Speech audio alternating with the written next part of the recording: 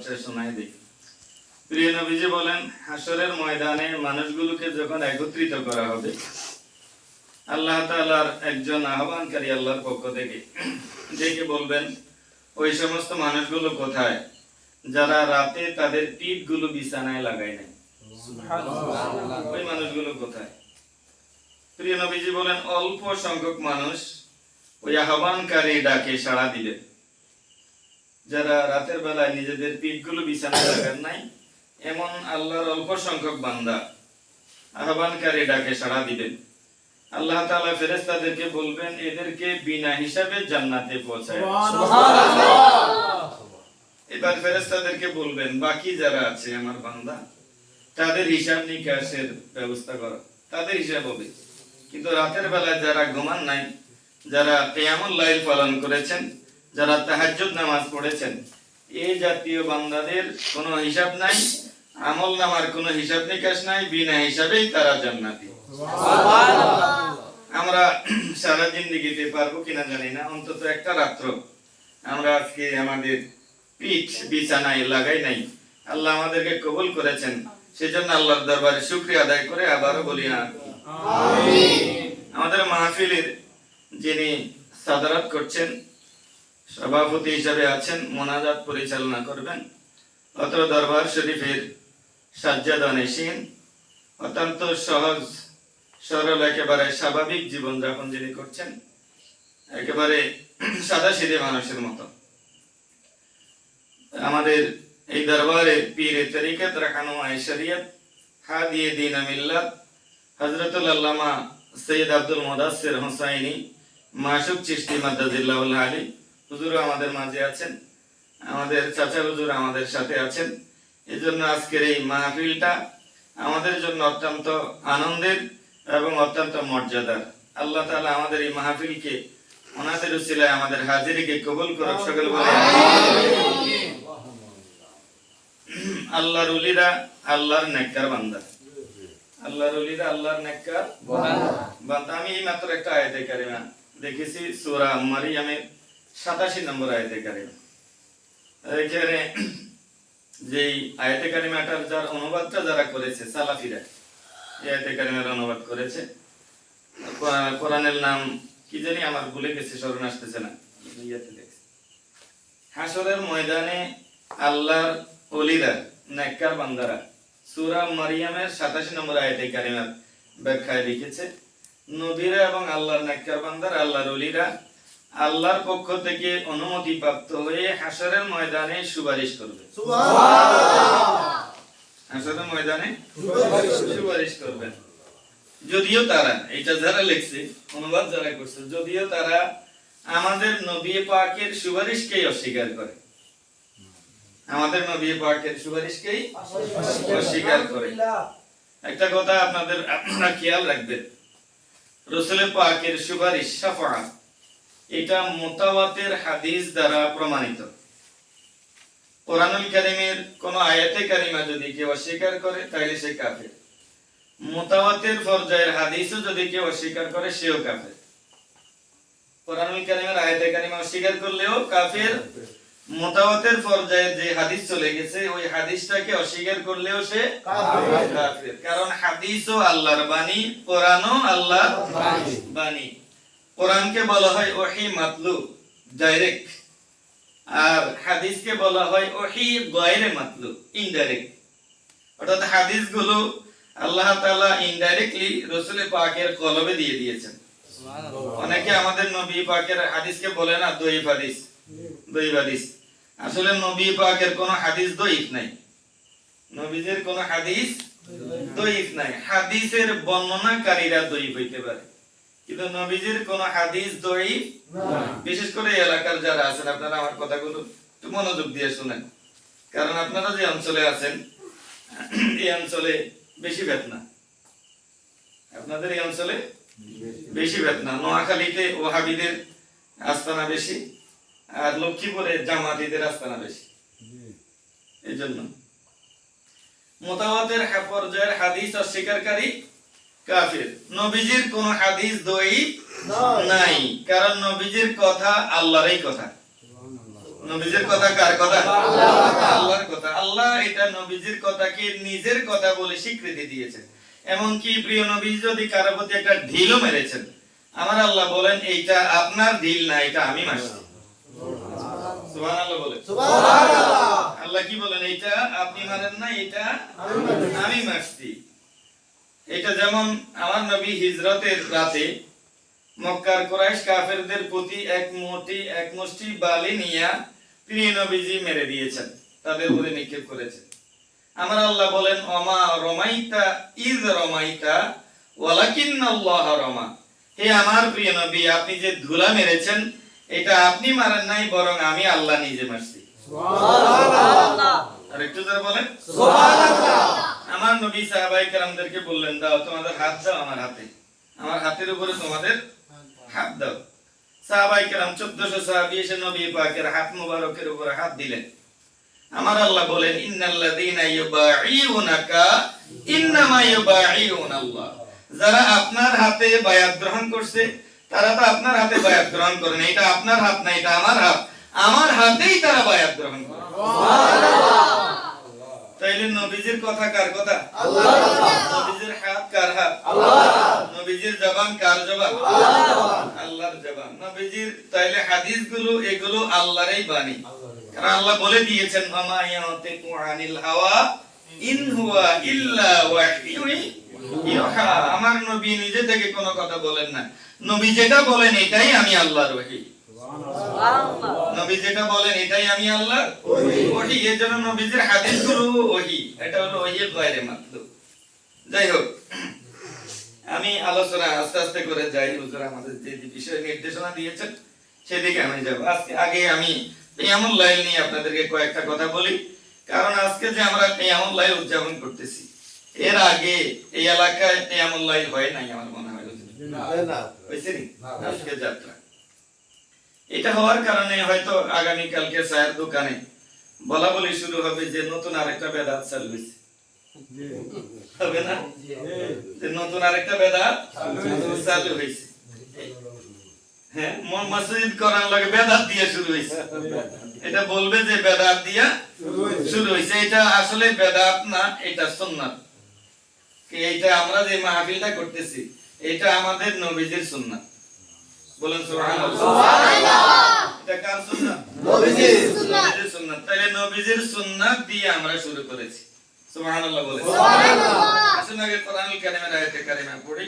ওয়া মিনাল লাইলি ফাতাহাজ্জাদ বিহি নাফিলাতান লাক। আপনি রাতের বেলায় উঠুন আর নফল নামাজ তাহাজ্জুদের নামাজ আদায় করুন।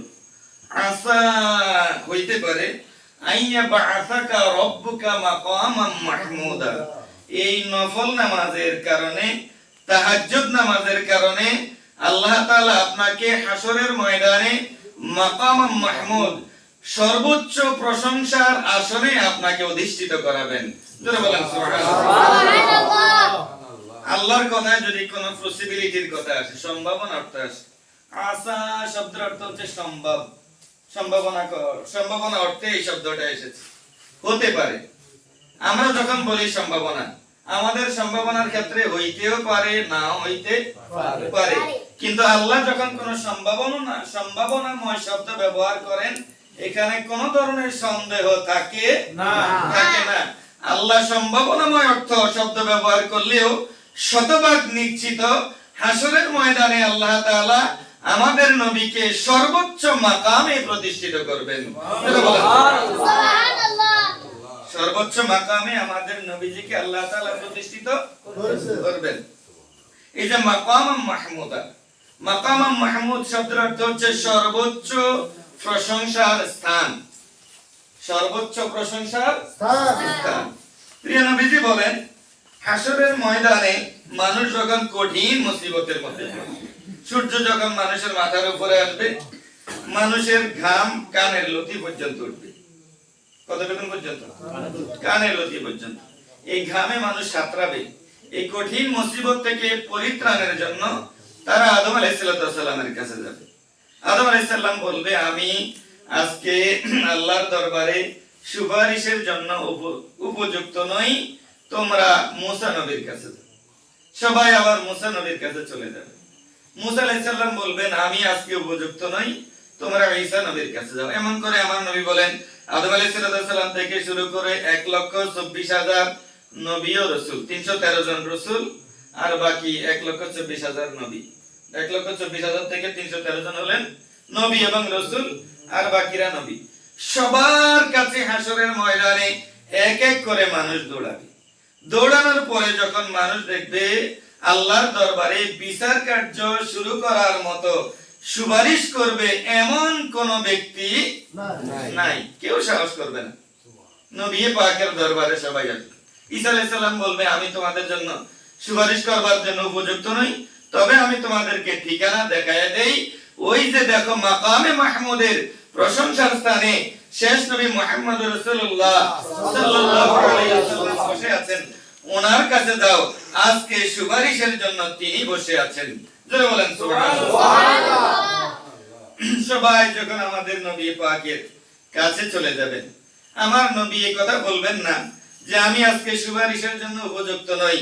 আমার নবী বলবেন আমি আছি আজকে তোমাদের জন্য সুপারিশ করার জন্য। জোরে বলেন সুবহানাল্লাহ।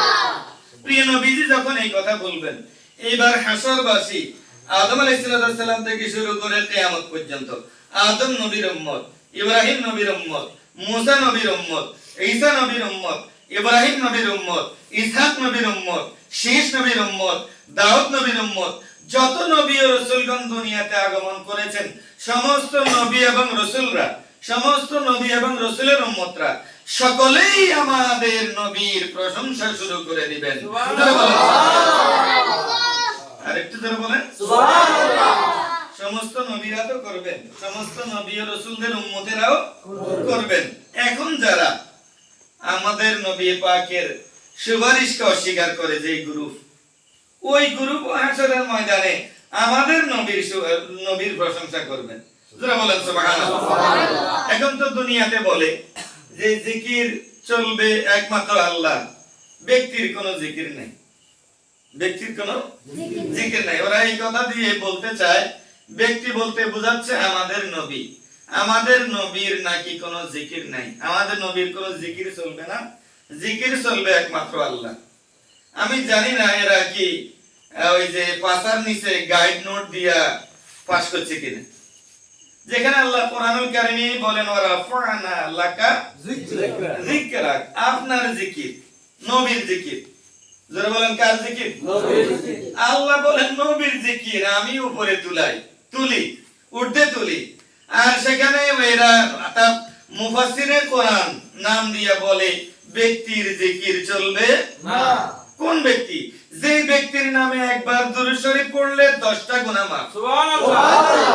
যে ব্যক্তির নামে একবার, যে ব্যক্তির নামে দুরূদ শরীফ আমি বলবো না, যে ব্যক্তির নাম নিলেই 10টা গুনাহ মাফ। ওই যে ব্যক্তির জিকির করলেই 10টা গুনাহ মাফ, যে ব্যক্তির জিকির করলেই 10টা সওয়াব, 10টা নেকি আল্লাহ দান করে। সুবহানাল্লাহ। একদিকে 10টা গুনাহ মাফ, একদিকে 10টা গুনাহ কি মাফ, আরেক দিকে 10টা সওয়াব আল্লাহ দান করেন।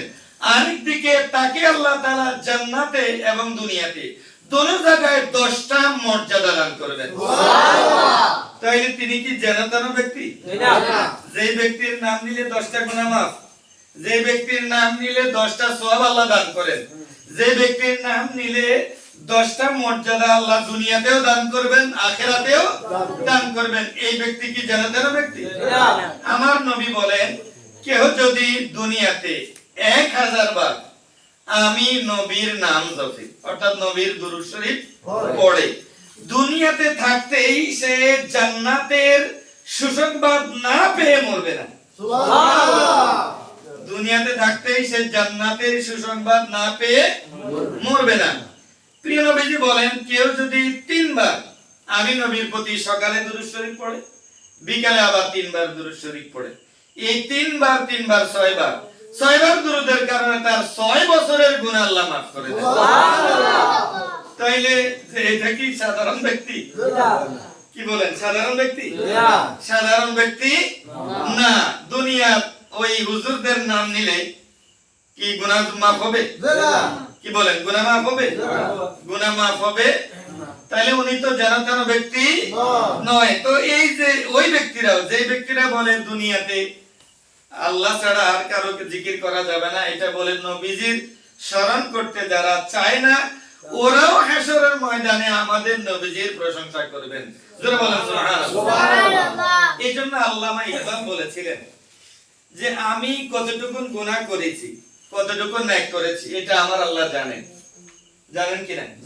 আপনি কতটুকু নেক করেছেন, কতটুকু গুনাহ করেছেন, এটা আল্লাহ জানেন। উনি কতটুকু গুনাহ করেছেন, কতটুকু নেক করেছেন, এটা আল্লাহ জানেন। আমার ওই ভাই কতটুকু গুনাহ করেছেন, কতটুকু নেক করেছেন, এটা আল্লাহ জানেন। হাসরের ময়দানে আল্লাহ তো আমারে ডেকেই বলতে পারেন, মনির তোমার এই গুনাহ, তোমার এই নেক, গুনাহ বেশি নেক কম, সুতরাং তুমি জাহান্নামে চলে যাও।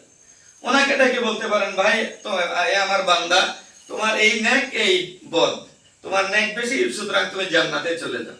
ফেরেশতাদেরকে দিয়ে এটা করায় নিতে পারে। কিন্তু হাসরের ময়দানে মিজানের কাল, পাল্লার কেন আল্লাহ ব্যবস্থা করেছেন? আল্লামা ইকবাল এটা বলছেন। আল্লামা ইকবাল এই কথা বলছেন যে মিজান এবং পাল্লার ব্যবস্থা করার কারণেই হলো, যেই নাফরমান বান্দাগুলো বলে যে নবীজি হাসরের ময়দানে কিছুই করতে পারবে না, ওই নাফরমানদেরকে আমার আল্লাহ দেখাবেন যে দেখো হাসরের ময়দানে আমার নবীর পাওয়ার কতটুকু, আমার নবীকে আল্লাহ মর্যাদা কতটুকু দিয়েছেন, আমার নবীর সুপারিশ কেমন করে আমার আল্লাহ হাসরের ময়দানে গ্রহণ করবেন। এইটা ওই নাফরমানদেরকে দেখানোর জন্যই আমার আল্লাহ হাসরের ময়দানে মিজান পাল্লার ব্যবস্থা করবেন। জোরে বলেন সুবহানাল্লাহ। আরেকটু জোরে বলেন সুবহানাল্লাহ। আমার নবী বলেন শাফাআতি, আমি সুপারিশ করব, আমি সুপারিশ করব লে আহলিল কাবায়ের মিন উম্মতি, আমার উম্মতের ওই আহলকে, ওই সদস্যকে, যেই সদস্য বড় বড় গুনাহ করছে, ছোটখাটো গুনাহগার না। ছোটখাটো দুনিয়াতে যদি কেউ ছোটখাটো অপরাধ করে, যদি আপনি যাইয়া বলেন, এলাকার কোন স্থানীয় গণ্যমান্য ব্যক্তি যাইয়া বলে যে না বুঝি করে ফেলাইছে, ছোট বলাই বয়স্ক নয়, ক্ষমা করে দেন, তাহলে তারা ক্ষমা করে দেয়। কিন্তু খুন করলে কি এটা বলার সুযোগ আছে? কি বলেন? খুন করলে, মার্ডার করলে কি এটা বলার সুযোগ আছে? কোন অবস্থাতে বলার সুযোগ, কারণ খুনি হচ্ছে বড় অপরাধী। খুনি কি বড় অপরাধী।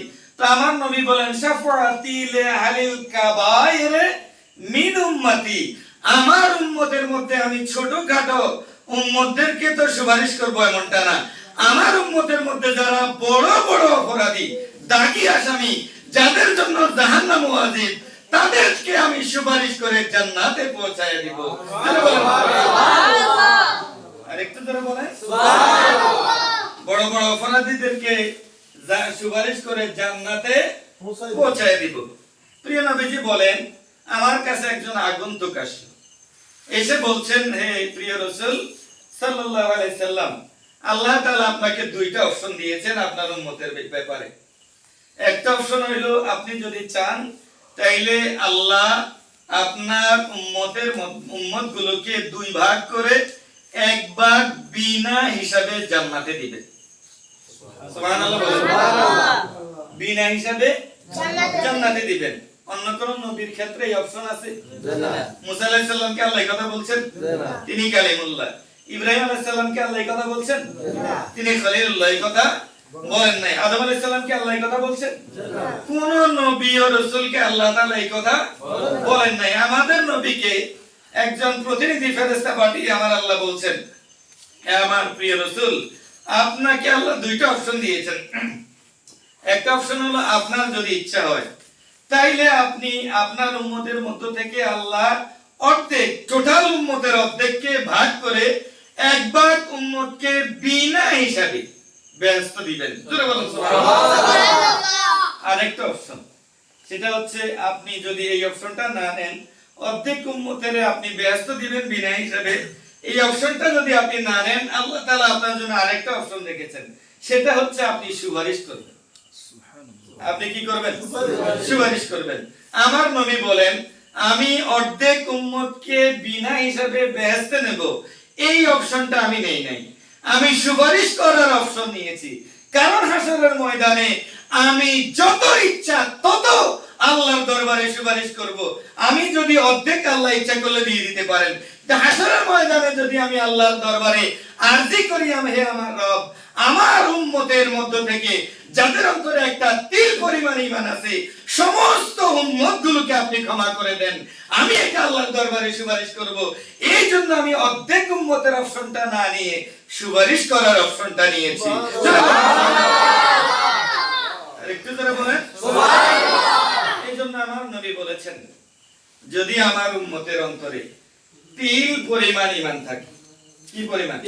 তিল পরিমাণ, অথবা একটা ভুট্টা ছোলা পরিমাণ। এই ছোলা আপনারা খান না, ইফতার করেন না? প্রিয় নবীজি বলেন, যাদের অন্তরে ছোলা পরিমাণ ঈমান আছে, আমলের কথা নবীজি বলেন নাই। কিসের কথা বলেন নাই? ঈমানের কথা বলেছেন। কিসের কথা বলেছেন? ঈমানের কথা বলেছেন। আমলের কথা কেন বলেন নাই? আমল ওহাবিরাও করে, আমল খারিজিরাও করে, আমল শিয়ারাও করে, আমল লামাযহাবিরাও করে, আমল কাদিয়ানীরাও করে। করেনি কাদিয়ানীরা আমল? কিন্তু আমল করলে কি তারা মুসলমান না কাফের? বিনা দলিলে, বিনা যুক্তিতে সমস্ত দল মত এক যে কাদিয়ানীরা কাফের। কাদিয়ানীরা কি কাফের? কেন? কি তারা নামাজ পড়ে না? পড়ে। রোজা রাখে না? রাখে। হজ করে না? করে। যাকাত দেয় না? দেয়। সবই করে, আমলের সবই আছে, কিন্তু ঈমান আনার ক্ষেত্রে, আমাদের নবী পাকের প্রতি ঈমান আনার ক্ষেত্রে সামান্য একটু সমস্যা আছে। কি আছে? সামান্য একটু সমস্যা। কি রকম সমস্যা? নবী মানে বাট, শেষ নবী মানেন, এই একটু সমস্যা, এই একটু সমস্যা। আচ্ছা, যদি 1 মণ দুধ হয়, 1 ফোঁটা যদি ছানা ওই যে গরু যেটা ছাড়ে আর দুধ 1 মণ, কিন্তু ছানা কি 1 ফোঁটা ছাড়ে দিলে দুধ ভালো থাকবে না, দুধ তো শেষ। ঈমানটা হইছে এরকম, আমলের বিরাট আবা কাবা গাটি লোডা মেসওয়াক সব আছে, কিন্তু ওই ঈমান আনার ক্ষেত্রে একটু সমস্যা আছে। ওই যে একটা অ্যাডভার্টাইজ আপনারা টেলিভিশনে দেখেন না, গাড়ির নিয়ে 99% ভালো, এক জায়গায় একটু সমস্যা, মাঝে মধ্যে ব্রেক ফেল করে, মাঝে মধ্যে কি করে? ব্রেক ফেল করে। তো ব্রেক ফেল এই কথা শুনি আর গাড়ি কিনে নেয়, গাড়ি আর কিনে না। ব্রেক ফেল করলে একটু সমস্যাই জীবন শেষ, একটু সমস্যাই জীবন শেষ। নবী পাকের ক্ষেত্রে ওই একটু সমস্যাই সব শেষ, ওই একটু সমস্যাই সব শেষ। এই যে হুজুর একটু আগে ওয়াজ করলেন, ঈমানের দাম বেশি নাকি আমলের দাম বেশি? ঈমান ছাড়া আমলের কানা কড়িও দাম নাই। দাম বেশি তা কম না, বেশি কম তো এটা দূরের কথা, ঈমান ছাড়া আমলের কানা কড়িও দাম নাই, অর্থাৎ যারা পরিমাণ দামও নাই ঈমান ছাড়া। তো ঈমান কি? আল ঈমানু হুয়া তাসদীকুন নবী, ঈমান হইল নবীর প্রতি বিশ্বাস করা। ঈমান হইল কি? নবীর প্রতি বিশ্বাস করা। ওয়া যাতিহি, নবীজির জাতের প্রতি বিশ্বাস করা। ওয়া সিফাতিহি, নবীজির সিফাতের প্রতি বিশ্বাস করা। নবীজির যত সিফাত আছে, নবীজি সুপারিশ করতে পারেন, নবীজির ইলমে গায়ব ছিল, নবীজি শাফাআত করবেন, এই জাতীয় নবীজির যত সিফাত আছে, ঈমান হইল নবীজির সমস্ত সিফাতের প্রতি বিশ্বাস করা। কেউ যদি একটা সিফাতকে অস্বীকার করে, নবীজি সুপারিশ করতে পারবেন না, নবীজির ইলমে গায়ব ছিল না, নবীজির এটা ছিল না, নবীজির ওটা ছিল না, একটা বিষয়েও যদি কার কোনো সমস্যা থাকে, তার ব্রেক ফেল। তার ব্রেক কি? জোরে বলেন, তার ব্রেক কি? ফেল। এই জন্য আমি বলি, ওই যে ওরা যেটা বলে, হুজুর যেটা ইঙ্গিত করছিলেন আপনাদেরকে, যে হাসরের ময়দানে ওরা বলে নবীজি নূর না মাটি, এটা কি কবরে জিগাই বলি? নবীজিরে দাঁড়ায়া সালাম দিছেন না বসে দিছেন না শুয়ে শুয়ে দিছেন, এটা কি কবরে জিগাই বলি? কবরে জিগাইব নামাজের কথা, রোজার কথা, হজের কথা, যাকাতের কথা। হুজুর যেটা বলছেন, আসলে কবরে কোনো আমলের কথাই জিজ্ঞেস করবে না। বিনা হিসাবেই যদি আকীদা খারাপ হয়, কবর, হাসর, মিজান, ফুলসিরাত, বিনা হিসাবেই তারা জাহান্নামী। বিনা হিসাবেই তারা কি? জাহান্নামী। এই সার্টিফিকেট কে দিয়েছে বিনা হিসাবে জাহান্নামী? আমাদের নবী দিয়েছে। কে দিয়েছে? জোরে বলেন, আমাদের কে দিয়েছে? নবী দিয়েছে। আল্লাহ দিয়েছেন, নবীও দিয়েছেন। নবী দিয়েছেন তো আল্লাহই দিয়েছেন। নবী দিয়েছেন তো কে দিয়েছেন? আল্লাহ দিয়েছেন।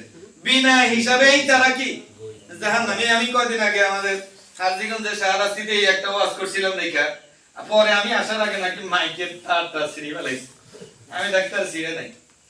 তো এরা বলে যে কবরে নামাজের কথা জিজ্ঞেস, তো আমার নবী বলেন ইন্না বানি ইসরাঈলা আলা তাফাররাকাত সিনতাইনি ওয়া সাবঈনা মাররা কুল্লুহুম ফিন্নার ইল্লা মিল্লাতান ওয়াহিদা।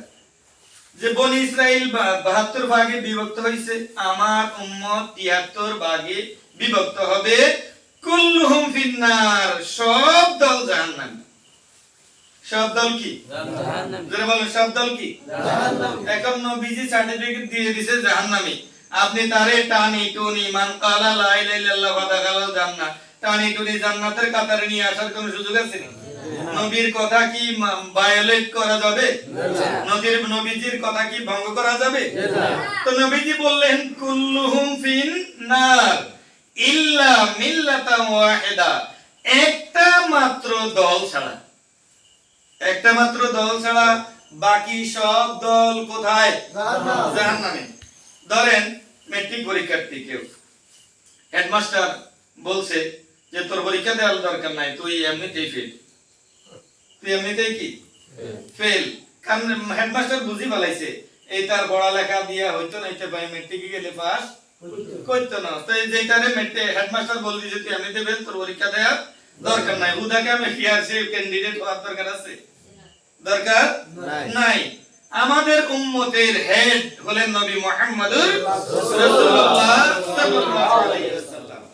তো হেড যিনি, তিনি বলে দিয়েছেন বনি ইসরাইল 72 ভাগে বিভক্ত হয়েছে, আমার উম্মত নামাজি, রোজাদার, হজ করেন না, যাকাত দেন না, কোরআন তেলাওয়াত করেন না, তাসবিহ তাহলিল আদায় করেন না, ডিলা করেন না, কুলুফ লাইন না, এরপরে কোরআন তেলাওয়াত করেন না, কোরআনের হাফেজ, মুফাসসিরে কোরআন, ইমাম, খতিব, এই জাতীয় উম্মত গুলোই 72 ভাগ হইয়া তারা জাহান্নামে চলে যাবে ইল্লা মিল্লাতান ওয়াহিদা, একটা মাত্র দল ছাড়া। সাহাবায়ে কেরাম বলেন ইয়া রাসূলুল্লাহ মানহুম, মান হুয়া, তারা কারা? আমার নবী জবাব দিলেন আনা আলাইহি ওয়া আসহাবি, যারা আমার পথেও থাকবে, আমার সাহাবায়ে কেরামের পথেও থাকবে, শুধুমাত্র তারাই জান্নাতে যাবে। সুবহানাল্লাহ। আরেকটু জোরে বলেন সুবহানাল্লাহ। এখন আমি আপনাদেরকে ডিভাইডেশনটা করার জন্য সহজ করে দেই। সাহাবায়ে কেরাম নামাজ পড়ছেন কিনা? সব দলেই নামাজ পড়ে, পড়ুক আর না পড়ুক স্বীকার করে নামাজ পড়তে হবে। কি বলেন? স্বীকার করে নামাজ পড়তে হবে। সব দলেই রোজা রাখে কিনা? 30টাই রাখে, 29টা হইলে 29টা রাখে, 30টা হইলে 30টা রাখে। সবাই 5 ওয়াক্ত নামাজ পড়ে, যত দল আছে, যত দলের বিভক্তি হয়েছে সবাই 5 ওয়াক্ত নামাজ পড়ে, সবাই 30টা রোজা রাখে, সবাই পর্দা কেউ মানে, কেউ মানার চেষ্টা করে, কেউ এমন হুকুম হাকাম গুলো ইসলামের কেউ মানে, কেউ না মানলেও স্বীকার করে। কি বলেন? না মানলেও স্বীকার করে, হয়তো মানতে পারে না বা মানে না। কিন্তু আমলের ক্ষেত্রে কোনো ডিভাইডেশন নাই, কোনো ভাগ নাই। ভাগ হইল আকীদার ক্ষেত্রে। ভাগ হইল কিসের ক্ষেত্রে? আকীদার ক্ষেত্রে। ওই যে ওরা বলে যে সুন্নি দাবি করে, ওরা জিলাপি খায় না সুন্নি, মিষ্টি খায় না সুন্নি, বিরিয়ানি খায় না সুন্নি, এরা সুন্নতের আমল করে না। আমরা সুন্নতের আমল করি, এই জন্য আমরাই বড় সুন্নি। ওরা বলে আমরা সুন্নতের আমল করি, এই জন্য আমরাই বড় সুন্নি, ওরা এটা বলে। তো কাদিয়ানীরাও সুন্নতের আমল করি কি? কাদিয়ানীরা সুন্নি নি? কি বলে? কাদিয়ানীরাও তো সুন্নতের আমল করে, কাদিয়ানীরা কি সুন্নি নি? শিয়ারাও সুন্নতের আমল করে, শিয়ারা কি সুন্নি নি? খারিজিরাও সুন্নতের আমল করে, তারা কি সুন্নি নি? রবীন্দ্রনাথ ঠাকুরের দাঁড়িয়ে ছিল, হ্যাঁ কি সুন্নি নি? কি বলে? তাইলে সুন্নি সে যার আকীদা সাহাবায়ে কেরামের মতো। সুন্নি সে যার আকীদা সাহাবায়ে কেরামের মতো। এখন সাহাবায়ে কেরাম